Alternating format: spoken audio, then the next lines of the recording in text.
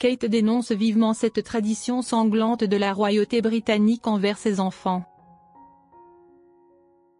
Dans le livre Yes, Ma'am, The Secret Life of Royal Servant, qui sera publié le 27 février, Tom Quinn révèle que Kate Middleton s'est opposée à une tradition royale très sanglante concernant ses enfants, George, Charlotte et Louis. En rejoignant la famille royale britannique, Kate Middleton a dû faire de nombreux sacrifices et s'adapter à un mode de vie très particulier après avoir passé la majeure partie de sa vie dans un environnement totalement ordinaire. Bien qu'elle soit aujourd'hui un membre officiel de la famille royale, la princesse de Galles maintient ses propres principes en matière d'éducation de ses enfants, le prince George, la princesse Charlotte et le prince Louis. Elle n'hésite pas à modifier certaines traditions anciennes qu'elle estime inadaptées à la nouvelle génération. L'un des rituels les plus controversés que Kate Middleton a décidé de ne pas transmettre à ses enfants est le rituel du baptême de sang. Selon le livre Yes, Ma'am, The Secret Life of Royal Servant de l'auteur Tom Quinn, qui doit paraître le 27 février, Kate a fermement exprimé son opposition à ce rituel. Le Daily Mail rapporte que, dans la tradition royale, les jeunes membres de la famille sont marqués avec le sang du premier animal qu'ils chassent, généralement un cerf ou un renard. Ce rituel symbolise un passage à l'âge adulte et renforce leur lien avec la tradition séculaire de la chasse au sein de la famille royale. Cependant, bien que Kate Middleton ne soit pas opposée à la chasse, une pratique courante et profondément enracinée dans la culture aristocratique britannique, elle considère que le fait d'enduire le visage de sang est une pratique inutile et cruelle pour de jeunes enfants. La belle-fille du roi Charles, Catherine, princesse de Galles, est intervenue et a insisté pour que ses enfants ne soient pas marqués de sang sur le visage, peut-on lire dans un extrait du livre. Cela montre que Kate n'est pas seulement une mère moderne, mais aussi une femme ayant des convictions claires sur l'éducation de ses enfants au sein de la famille royale. Elle ne rejette pas la tradition, mais elle est prête à en modifier certains aspects qu'elle juge inappropriés selon ses valeurs personnelles et l'époque actuelle. La décision de Kate Middleton d'imposer cette limite ne reflète pas seulement son désir de protéger ses enfants contre des expériences potentiellement traumatisantes, mais elle illustre également sa volonté de façonner un style royal plus humain, plus accessible et adapté à la modernité, tout en conservant l'identité de la famille royale. Cette décision souligne également le rôle de plus en plus influent de Kate au sein de la monarchie, non seulement en tant qu'épouse du prince William, mais aussi en tant que figure clé dans l'orientation future de la jeune génération royale. Le refus de Kate Middleton d'imposer le rituel du baptême de sang à ses enfants est d'autant plus significatif au regard de l'histoire de la famille royale, où des figures masculines majeures, y compris le roi Charles III et ses deux fils, le prince William et le prince Harry, ont tous dû se soumettre à ce rite dans leur jeunesse. Ce rituel n'est pas seulement une ancienne tradition, mais aussi un passage obligatoire marquant l'entrée dans l'âge adulte pour les princes, notamment dans un environnement royal où la chasse a toujours occupé une place centrale dans la culture aristocratique. Dans ses mémoires The Substitute, Spare en version originale, le prince Harry a raconté son expérience traumatisante lorsqu'il a participé à ce rituel à l'âge de 15 ans, après avoir abattu un cerf dans le domaine de Balmoral. Il décrit en détail le moment angoissant où son instructeur de chasse, Sandy, l'a forcé à plonger son visage à l'intérieur de la carcasse de l'animal. Il a doucement placé une main derrière ma nuque et a poussé ma tête à l'intérieur du cadavre de l'animal.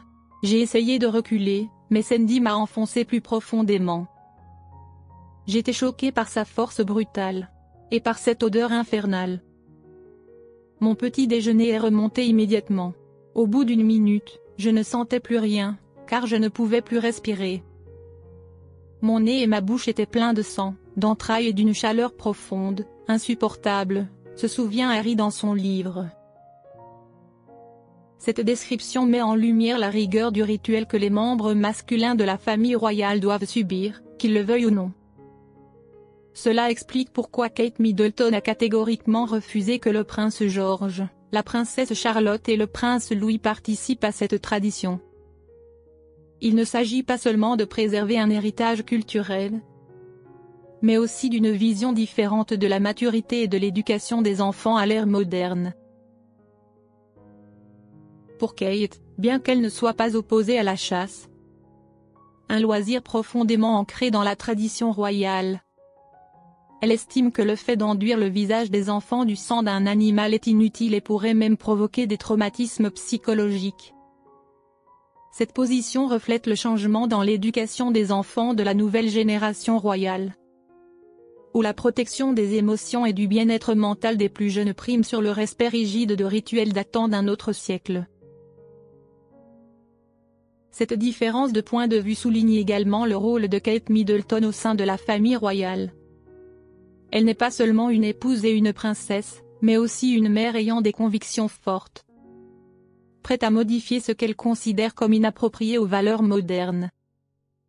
Cela renforce encore davantage son image de figure royale progressiste, respectant les traditions tout en les adaptant pour les générations futures.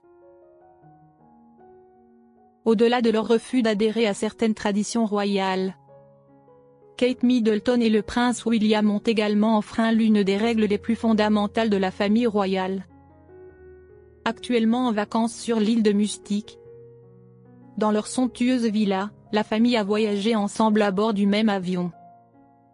Or, étant donné que le prince William est l'héritier du trône, son fils aîné, George, âgé de 11 ans, est le deuxième dans l'ordre de succession. Par conséquent, selon le protocole royal, père et fils ne devraient pas voyager ensemble afin d'éviter la perte de plusieurs héritiers en cas d'accident.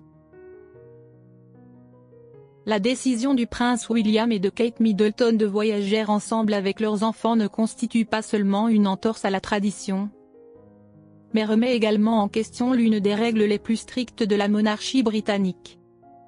Selon un principe établi de longue date, les héritiers du trône ne doivent pas se déplacer ensemble sur le même vol afin de minimiser le risque de perdre plusieurs successeurs en cas d'accident. Cette règle s'applique généralement dès que l'héritier atteint l'âge de 12 ans, garantissant ainsi la continuité de la monarchie. Ce n'est pas la première fois que William et Kate brisent cette règle. En réalité, ils ont déjà voyagé ensemble avec leurs enfants lors de plusieurs voyages précédents, notamment lorsqu'il était plus jeune. Cependant, cette fois-ci, leur décision a suscité davantage d'attention, car George a désormais 11 ans, ce qui signifie qu'il ne reste qu'un an avant que cette règle ne s'applique officiellement à lui. Cela illustre l'approche plus souple de William et Kate vis-à-vis des règles royales, privilégiant leur famille plutôt que des traditions rigides. Chaque fois que Kate Middleton s'écarte du protocole royal, cela marque un changement significatif dans l'approche de la monarchie britannique envers ses traditions. Avec William, elle contribue à transformer progressivement l'image de la famille royale, la rendant moins rigide et plus proche du quotidien des citoyens. Les règles qu'il transgresse ne sont pas un signe d'irrespect envers la tradition, mais plutôt une